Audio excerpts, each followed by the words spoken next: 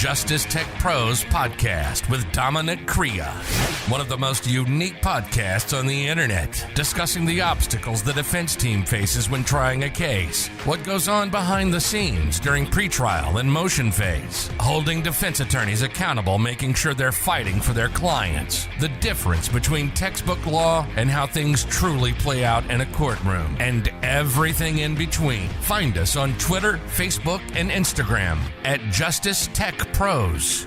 Welcome back to a view from Mulberry Street. I am your host, Matthew J. Murray. We've had a bit of a hiatus for the last week and a half. You know, I have a day job. So does my partner, Neil Healy. So it's kind of tough to get everything out on time.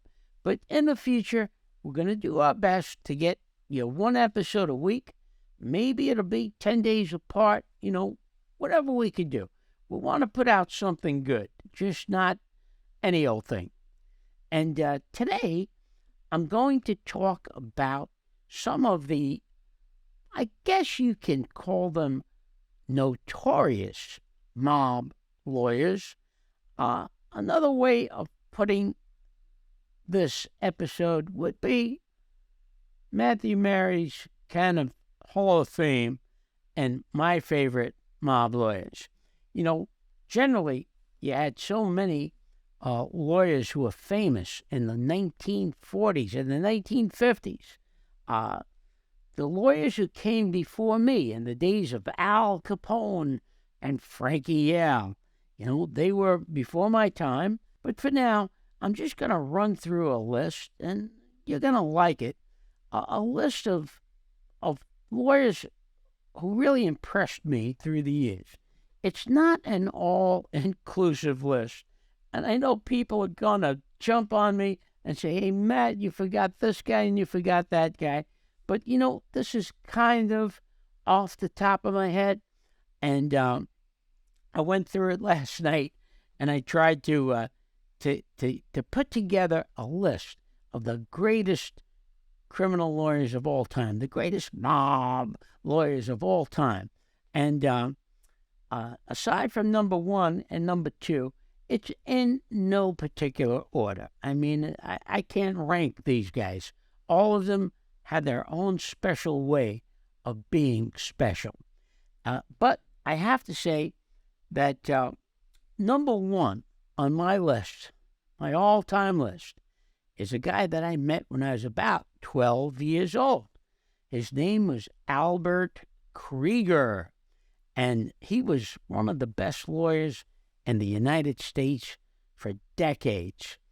Al KREIGER, he's number one in my eyes, more than anyone else. He was the inspiration for me to become a lawyer.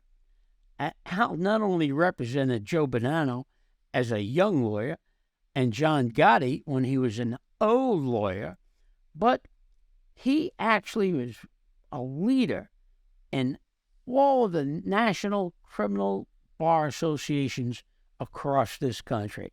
Al was a New York guy. He started out as a real street lawyer and became probably the most revered and respected lawyer in the United States. He had all kinds of criminal cases. He represented gangsters, drug dealers.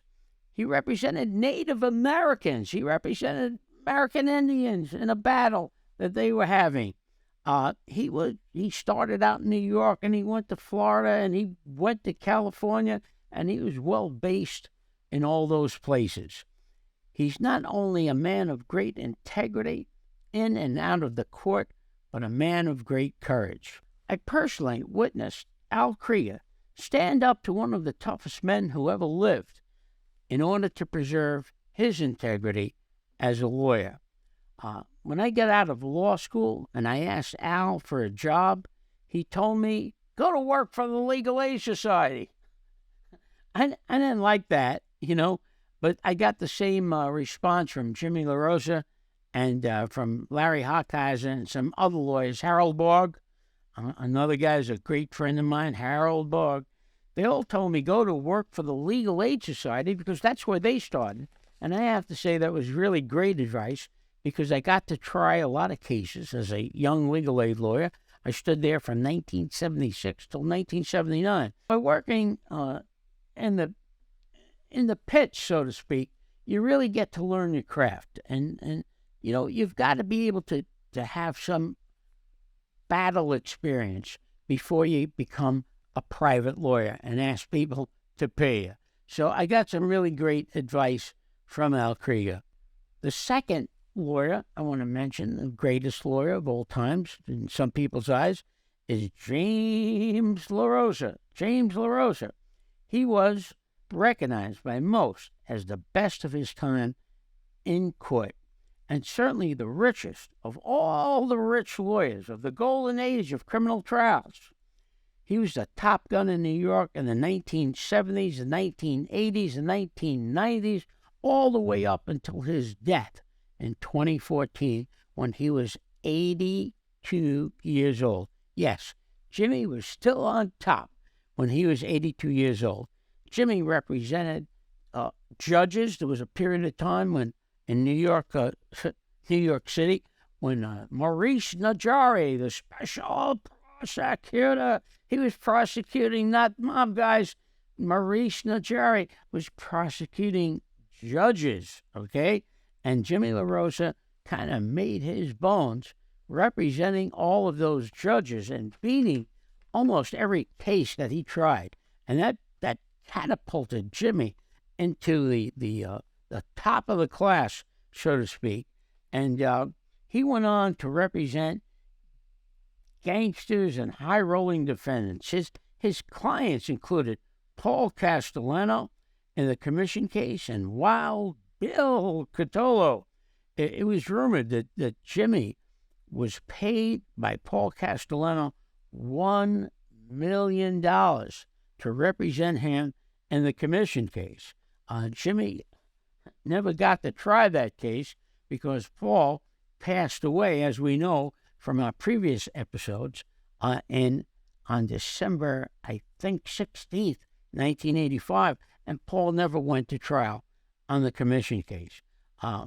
Also, Jimmy had Bill Cutler in a couple of cases. In one big case, Bill was under indictment at the time when he disappeared. So Jimmy had a lot of bad luck with clients of his kind of going down before trial. Jimmy LaRossa was the only man that I could say that I've ever heard of having been paid $75,000 to cross-examine one witness. So that was the type of guy Jimmy was in terms of his ability to get paid and get paid big. In my lifetime, I kind of watched Jimmy LaRossa, Jerry Langella, and the rest of them, and always wondered, hey, Matt, when are you going to make $1 million a case? Anyhow, I had a lot of good times with Jimmy. We were on the commission case together. I was representing a guy named Cannone, Stevie Beef. He was representing Paul Castellano. And we went out to Arizona for a hearing that involved Joe Bonanno. And during the course of that, we went out every night to Class A restaurants, and we had a few drinks here and there. I was told by John McNally that Jimmy LaRossa would drink me under the table, and he did. Jimmy taught me a lot of things as a lawyer, but the most important thing that he ever taught me, and he did so during the commission case when we were out in Arizona, I used to order my martini at that time by saying I'd like an extra, extra, extra dry, in and out, Grey Goose martini. And Jimmy looked at me and he said, do you really expect that to come back the right way, especially in a place where no one knows you? And Jimmy told me that day back in 1985 or 86, he said, from now on, you just order your martini by saying you want Grey Goose straight up, no vermouth. And that worked pretty well. It's been working well for about 50 years. So we had a lot of good times with Jim when Jimmy was very sick. When he was very sick, he had a dinner at a restaurant in Lower Manhattan, and John McNally, of course, was there, and Jimmy Harkins, and a few lawyers, not a lot, Jeff Lichtman, Jerry Shargell, a few other guys. We all came together, and I told a couple of stories about Jimmy at that. It was kind of a farewell dinner for Jimmy, and I told a story about, when I was being pressured by the government, and when you're a criminal defense lawyer, they try to squeeze you. They try to squeeze you and try to make you scared and try to make you think that you are going to have a problem. And a couple of times I went to Jimmy, went to his office, told him, hey, Jim, I might have a problem. And he would listen very patiently. As busy as he was and as rich as he was, he would take the time to listen to me. And after I'd finished my whole story, Jimmy would ponder it, He'd, if we were sitting in his office, he'd take a drag of his cigarette, and just sit there and think. If we were sitting at the bar down below his office, he'd take a sip of his drink and just sit there and give me the impression that he was thinking about this. And he would eventually say to me, Matt, I've been through this 100 times. He said, don't be scared. Don't be worried. It happens to all of us. And you just got to remember one thing. If you have a problem, just give me a call. And at that time, we didn't have cell phones. So he gave me his home number as well as his office number. And, I left. Nothing happened to me. I didn't have a problem. But I left Jimmy's office feeling great. Not because of what he told me about I had nothing to worry about, but because I knew that if I had a problem, that Jimmy would be right there behind me. And that's the kind of guy that he was. Not many people know that particular side of Jimmy.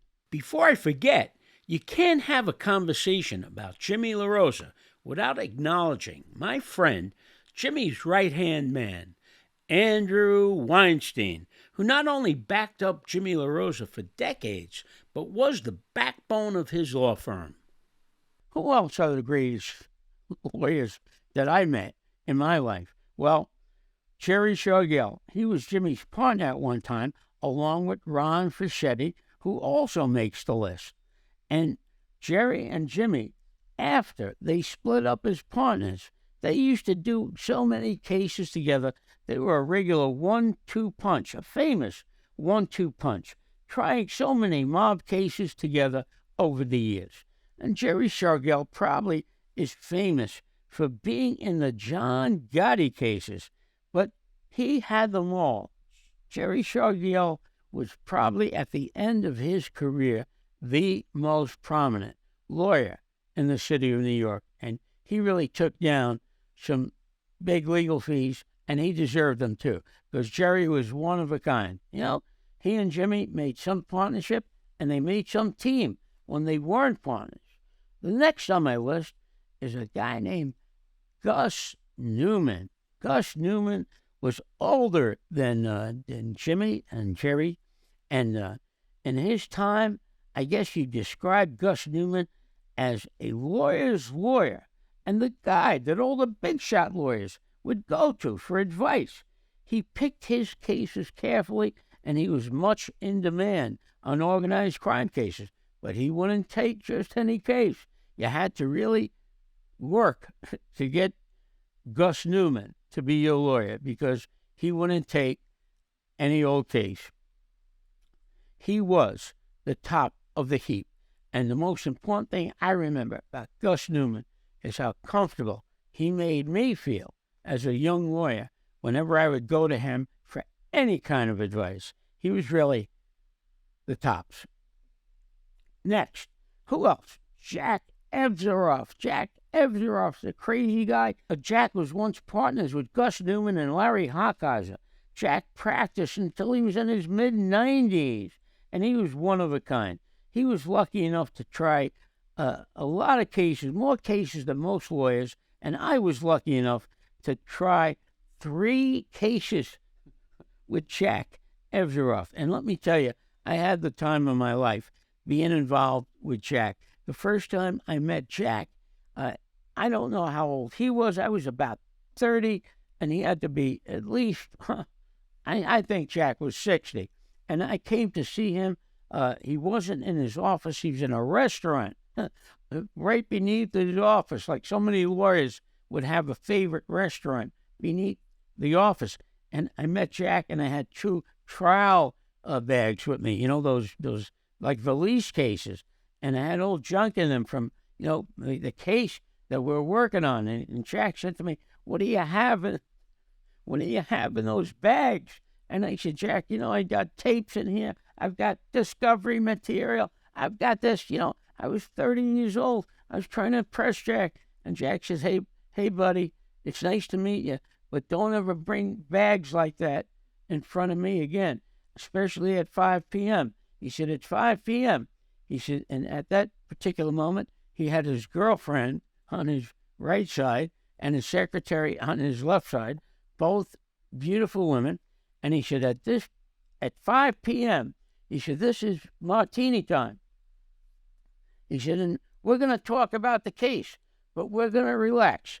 And that's the way Jack always did it. We went through trials together, and I would always be bringing tapes to Jack. I brought a bunch of 100, 200 tapes to Jack's house in Manhattan Beach. He had a beautiful home in Manhattan Beach, right on the beachfront, the waterfront.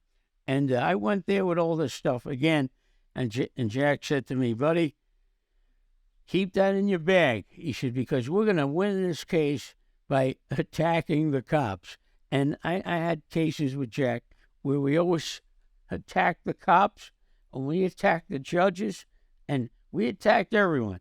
And we made sure we deflected the jurors' attention from any of those tape recordings that were presented to us during the discovery. So Jack was really a character of all characters, and I was so happy to have met him and to have tried cases with him. Next big lawyer, Jay Goldberg. There are many Jay Goldbergs, really. There's a lot of lawyers by the name of Jay Goldberg, but only one got $1 million a case, and that was Jay Goldberg. And he and I developed a relationship. Jay was a top lawyer, and he knew his stuff. I was lucky enough to be in at least 3 cases with him. His famous clients included Matty, the Horse, Iannello, and Petey Red, DiChiara. Jay was an exceptional lawyer. He took charge of every case. And as a young lawyer working with Jay, it was really, really great to be on the team with him as the team leader. Many a time he would say, Matt, do you mind if I take the lead here? And I would say, go to it, Jay, whatever you say. Jay Goldberg, prior to being a premier defense attorney in the federal courts, had been a United States attorney. And he told me one time that when you're a United States attorney, this goes to the whole essence of what this podcast is about. When you're a United States attorney, you expect to win every case. And Jay said that during his course of time being a U.S. attorney, he lost 2 cases. What did he do? He had the FBI investigate all the jurors in each of the cases because he believed that something had to be wrong. And that goes to show you the way the prosecutors think. They think they can't lose because the deck is stacked in their favor. Who's next? David Breitbart. David Breitbart was famous for getting drug kingpin Nicky Barnes off the hook so many times that David became a legendary figure in the courthouse along with his client. David and I, we beat a case called the Wells Fargo case in 1985, which is a very interesting case. We may do an entire episode about the Wells Fargo case someday. But we were also in the commission case together at the beginning. I represented Steve Cannone, and he represented Gerry Langella. We worked on some big ones. He succeeded me as Joe Messino's lawyer when the government stopped me from representing Joe Messino. Next on the list, F. Lee Bailey. F. Lee Bailey was a nationally famous lawyer and a guy who knew how to handle the media. He got into a lot of mob cases because his investigator, as was my investigator, is my investigator, John McNally. John McNally was feared by the government. He was feared by the government because of his great investigative talents, second to none. There was never an investigator in the history of the criminal justice system like John McNally. Okay, I'm sorry. Jimmy Hawkins, Sean's nephew, is just as good. He's my guy, too. By the way, here's a picture of me, John McNally, and Jimmy Hawkins standing in front of Rayo's. John McNally got Lee Bailey into a lot of cases, but, he was a talented guy. He was where the money was, but he ruffled a few feathers, and he played a few games with a lot of tough guys in the underworld. And sorry to say, I can't go into that one. That would have to be another episode, maybe about 20 years from now. But Lee Bailey really did know how to ruffle a lot of feathers. Another guy who ruffled some feathers was the great Roy Cohn. Roy Cohn was a political lawyer and the mentor of Donald Trump, but he had his share of mob cases too, including representing Lilo, Carmine Galante, who Roy infuriated to the point that his life was in danger. I'm not kidding. And, but Roy got off easy. Carmine Galante, he didn't lose his temper to the extent of hurting Roy, but he sent someone to Roy's office to retrieve a gift that Carmine Lilo Galante had given to Roy Cohn. And these, I don't know how much these things are worth, if anything. I have them right here. Just hang on a second. These bookends weigh about 75 pounds apiece. And they were given to Roy Cohn as a gift from Carmine Galante. And when Carmine Galante got mad at Roy Cohn, he sent a little fellow up there by the name of Flip, Anthony Mancuso. He sent Flip up there to throw Roy Cohn out the window. But instead, Flip decided just to take these back. And Flip didn't know what to do with them. He brought them back to Carmine Galante. And Carmine Galante said, give them to Matty.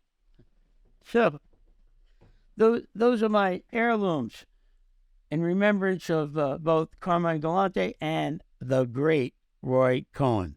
Alan Dershowitz, a great appeal lawyer that everyone wanted. Everyone wanted, but few could afford. His name came up all the time, but either he would reject the cases or the defendants couldn't afford him.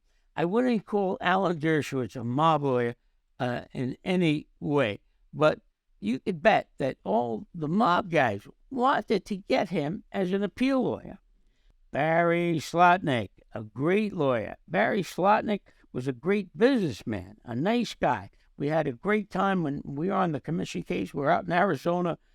Meeting Barry and talking to him was really an experience for a young guy like me at that time. And Barry's always kind. Barry's always there to listen to you. He's written a great book.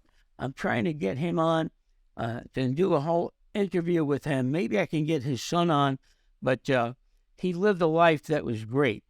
Barry should have been in politics. He almost made a run for governor, but, that never worked out. Criminal defense lawyers, I guess, aren't welcome in the political realm. Barry represented all the big guys and a lot of little guys, too. He brokered the Godfather movie for Joe Colombo, and not the way you see it in that movie, in that documentary, The Offer. You know, I've been told by a lot of people how that went down, and Barry Slotnick really turned a bad situation into a good situation by putting Joe Colombo together with the people who were making the Godfather movie, and it really worked well.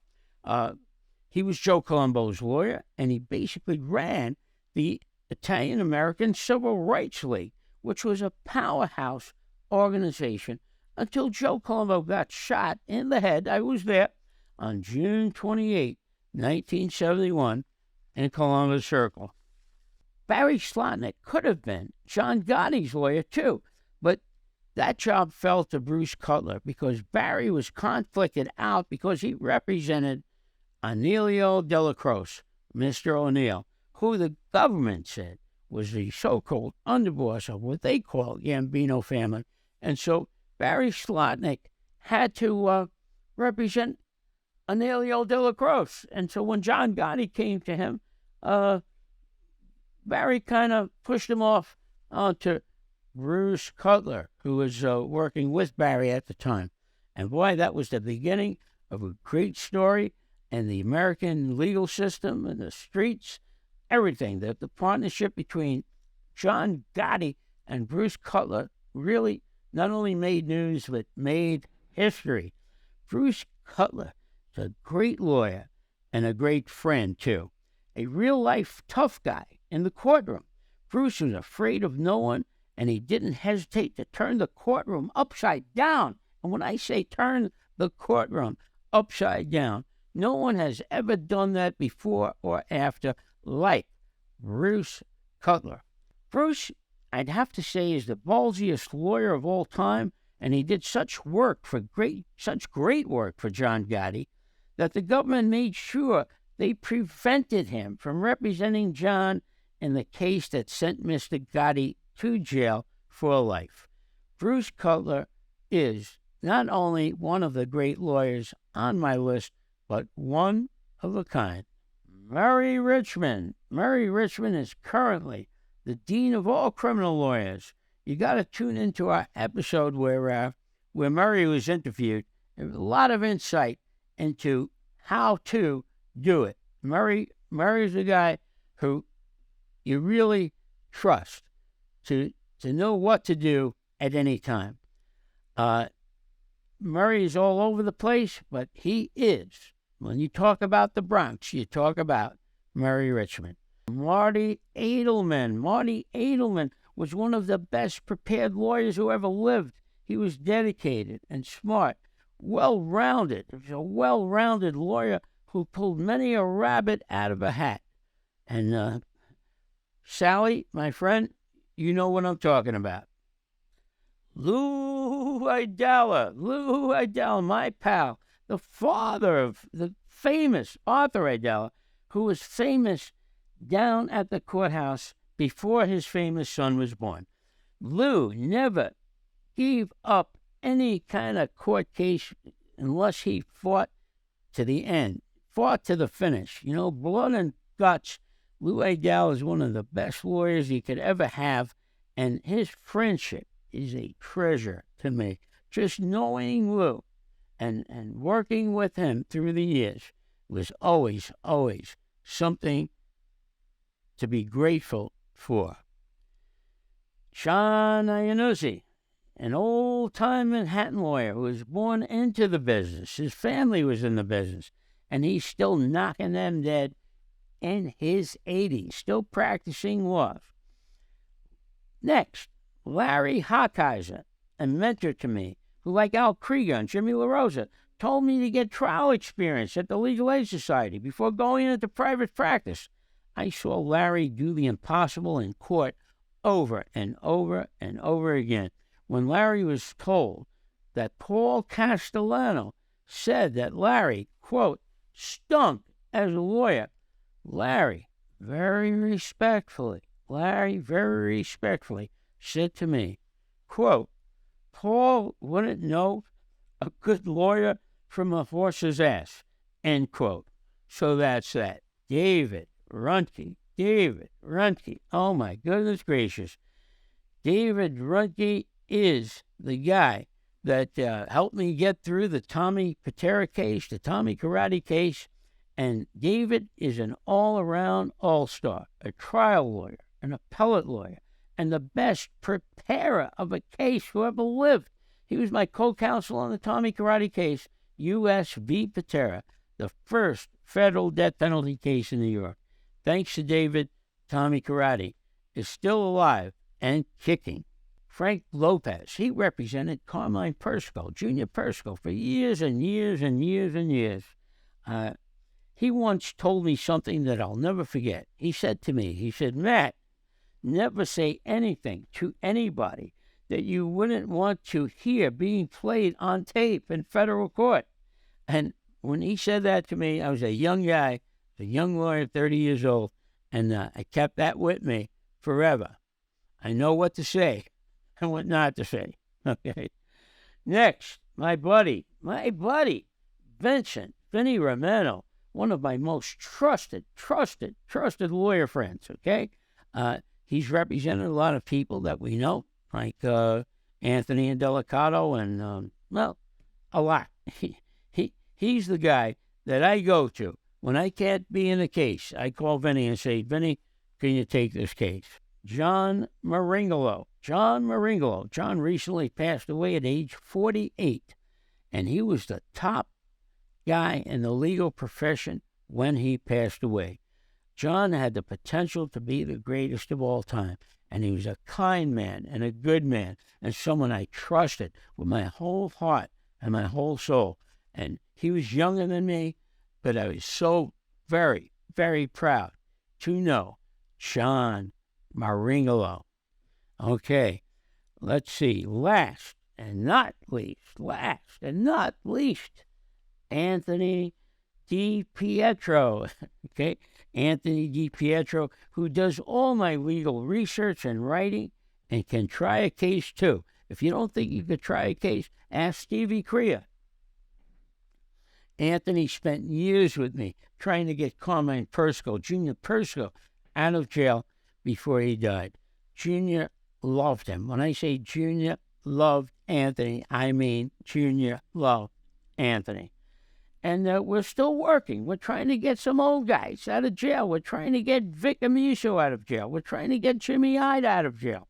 And many other seniors who are just languishing there for 30 years. You know, it's time to get some people out of jail and into private hospitals and into the hands of their families.